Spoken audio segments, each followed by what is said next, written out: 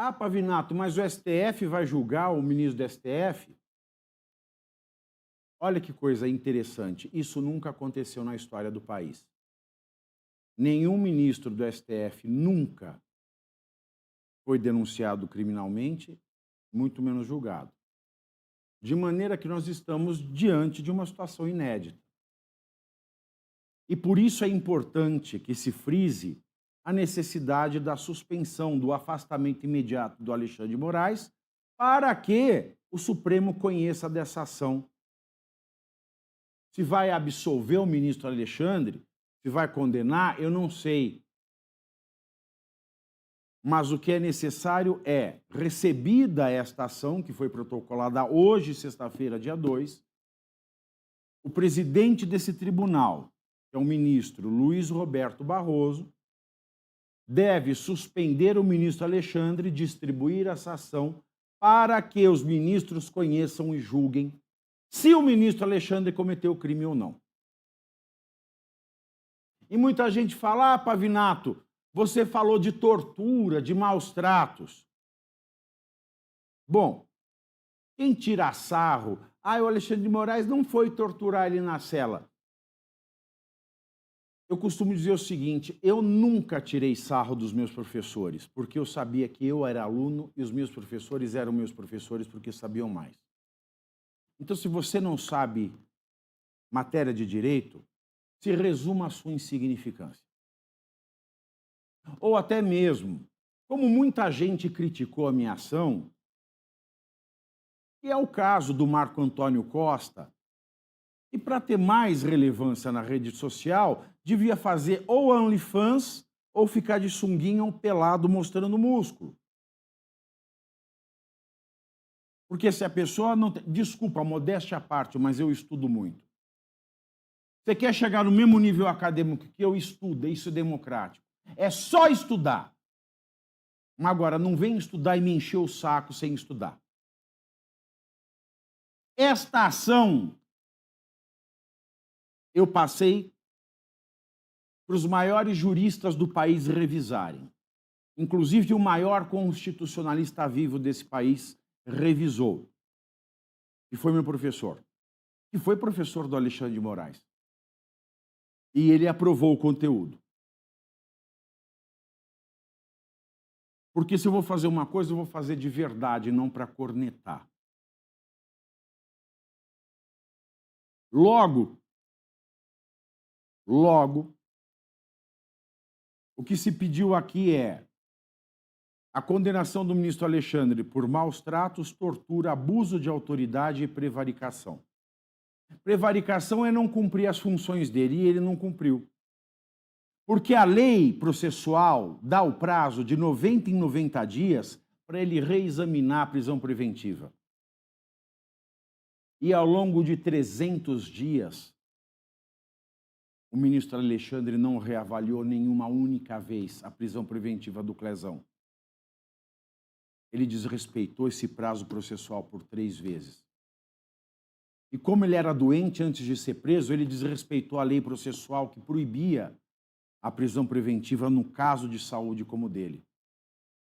E como ele era doente, ele desrespeitou a lei processual civil, porque ele não deu prioridade de tramitação, como manda a lei. Maltratou porque o crime de maltrato é colocar em risco a vida ou a saúde de alguém que está sob sua responsabilidade. Se o Alexandre de Moraes, como relator do processo do Clezão, era a única autoridade responsável pela sua prisão ou soltura, ao não cumprir a lei, ao deixar de cumprir a lei, para que algo ilegal continuasse, ele cometeu maus tratos, mas assim, por omissão. Existe essa modalidade. Então, vão estudar direito penal, mas vamos estudar sério, para saber o que é crime omissivo impróprio e crime comissivo por omissão. Para saber o que é o crime omissivo próprio e impróprio, o comissivo por omissão. Vamos estudar a doutrina. Agora, se você não quer estudar, você para e aprende. E não me fala merda. De maneira que... Você quer ir embora? Não, eu vejo aqui, eu tenho relógio aqui no computador. É muito moderno o meu computador. Tem relógio no rodapé.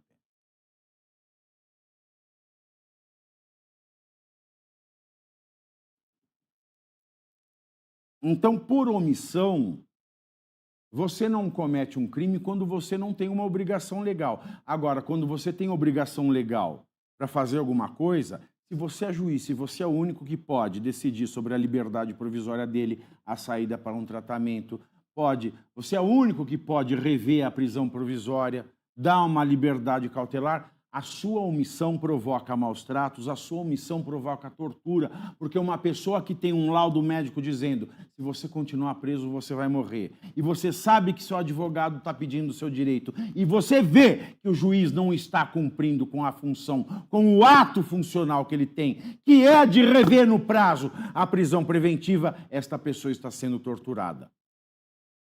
E só esse ato de não conceder a liberdade provisória, quando a lei manda dar a liberdade provisória, isso já é crime de abuso de autoridade. Então, quando a gente pega esses crimes, porque eles nascem de uma omissão reincidente em não querer cumprir a lei, e um juiz deve cumprir a lei, ele comete crimes, e por isso ele deve ser preso. E por isso ele tem que ser suspenso para ser julgado. E depois de julgado, ele deve ir preso. E condenado, ele deve perder o cargo de ministro. E ao lado de tudo isso, ele deve indenizar por danos morais o sofrimento que o Clezão, já falecido, passou lá dentro. Ah, mas ele morreu. Morreu, mas tem direito aos danos morais e esse valor tem que passar para suas herdeiras, para a viúva e para as 2 filhas. E também tem que indenizar cada uma das filhas e a viúva. Então, são 4 indenizações por dano moral. A da vítima, que vai ser dividida pelas 3 herdeiras, a da viúva e de cada uma das filhas. E antes de negar ou inadmitir essa ação, as perguntas que eu faço ao presidente do STF são: as leis se aplicam ao ministro do STF? O ministro do STF tem que cumprir a lei de introdução às normas do direito brasileiro? O ministro do STF tem que cumprir a lei orgânica da magistratura nacional? O ministro do STF tem que cumprir o Código de Ética da Magistratura?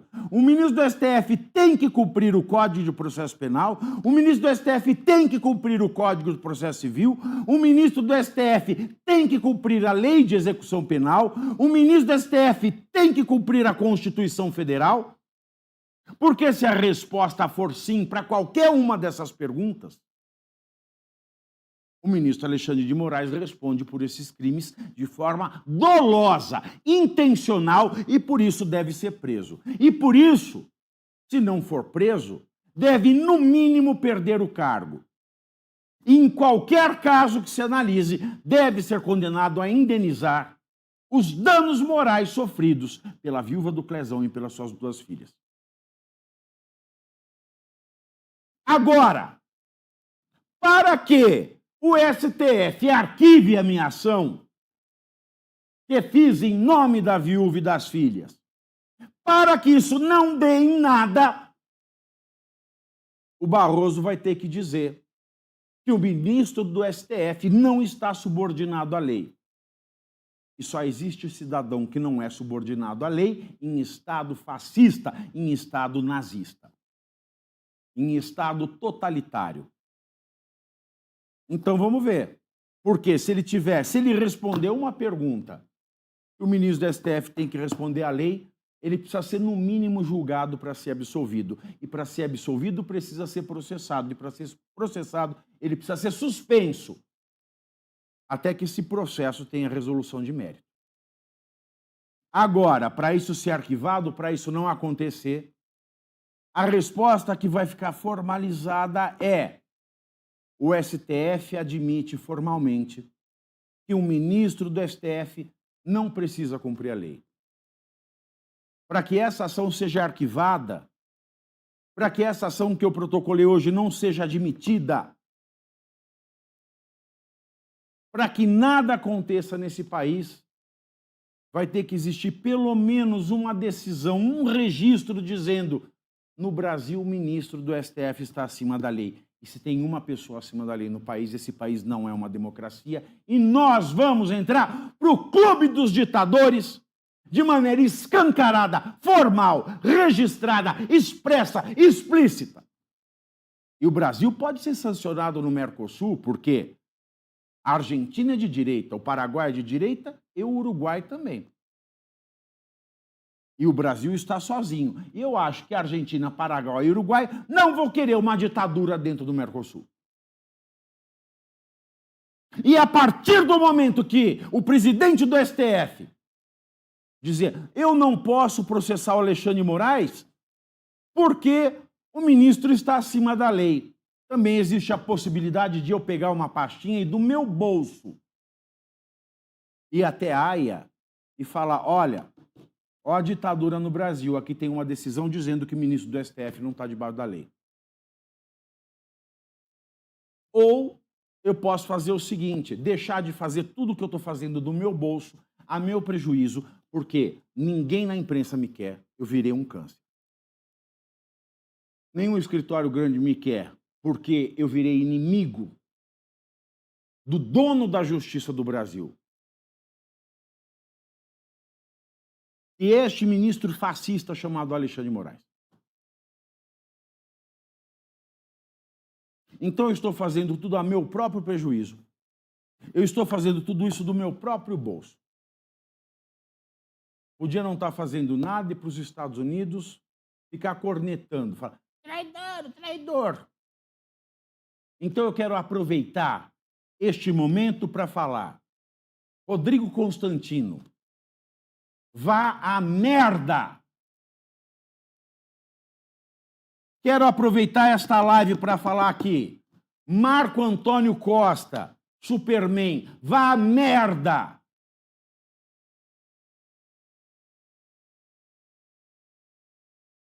Vão todos a merda, um porque é burro e o outro porque é corneteiro.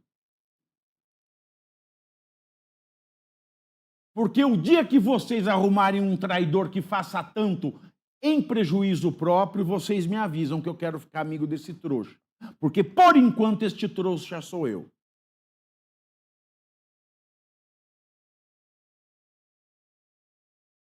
Porque é nesses tempos de medo, nesses tempos de sombra, que a gente vê quem é quem. É nesses tempos de sombra que a gente vê quem é, de fato, jornalista independente e quem não é.